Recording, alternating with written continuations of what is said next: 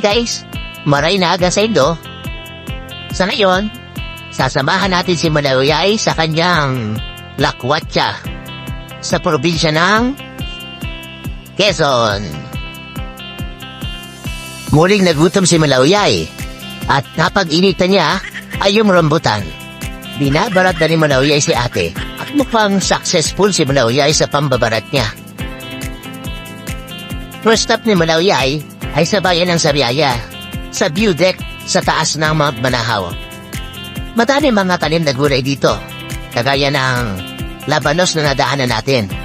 Sabi ni Malauyay ay pechay daw iyon, pero labanos po yun. Meron din kamote, kamoteng kahoy, at iba pa mga gulay kagaya ng repolyo. Matatanaw dito ang bayan ng Lucena. At bago mag-vlog, picture muna si Malauyay.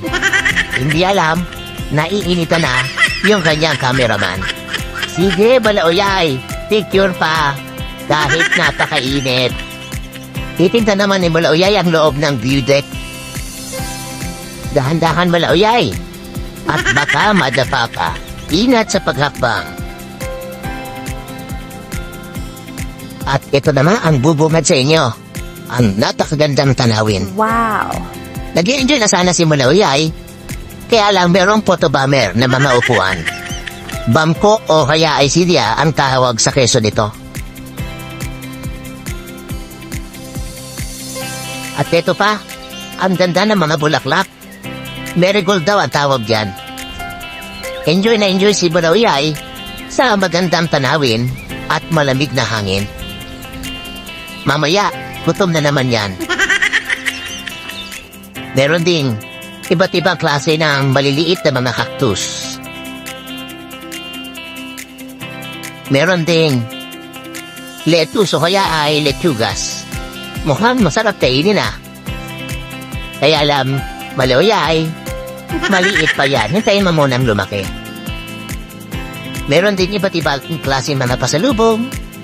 Meron din mga libro. Hindi ko lang alam kung masarap ang lasa ng libro na yan. At ayun, may nakapagsabi na masarap daw dito ang kalamay at ang pasulbot o kaya ay sinulbot. Gustong i-try ni Malauyay. Kaya ayan na, nag-order na si Malauyay at susubukan daw niyang kainin ang pasulbot o kaya ay sinulbot. Ano klase kakanin kaya yan? Sige Malauyay, tikman mo na. Kaya lang, parang hindi mabuksan ni Malauyay nagmamadali kasi dahan-dahan lang.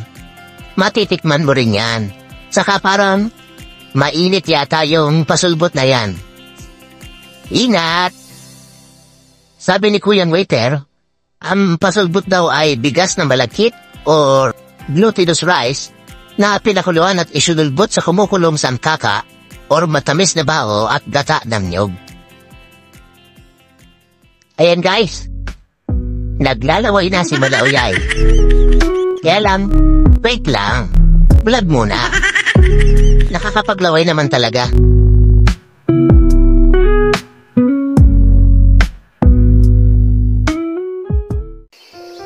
Para namang ang romantic na lugar na ito.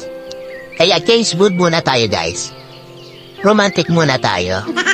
At merong nakita si Malauyay na isang magandang lugar sa kabila ng view deck. Yung Cafe Kalayo. Tingnan na natin. Mukhang maganda nga. May pa-entourage pa. Ayun. Feeling ni Malauyay aabay siya sa kasal. Ang ganda pala talaga ng Cafe Kalayo. At napakabait ng mga staff dito. Welcome na welcome ang mga bisita. Cafe Kalayo, baka naman.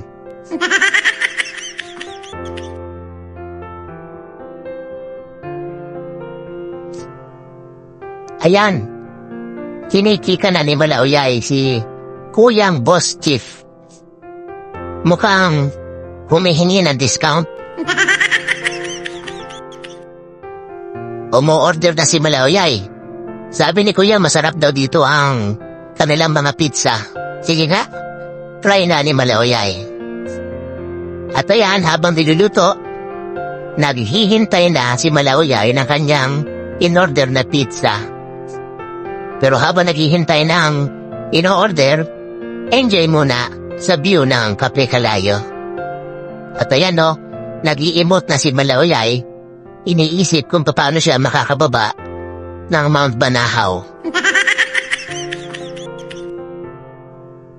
At ayan na siya, naglalakad na pauwi. Saan kaya makadaan?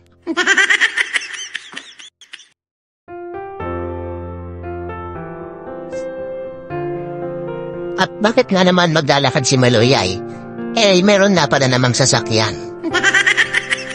At yan na, bababa na guys si Malaoyay at maghahanap ng susunod na location. At hanggang dito na lang muna. Abangan nyo ang part 2 ng adventure ni Malaoyay sa probinsya ng Quezon. And if you like our video, please subscribe, like, and share.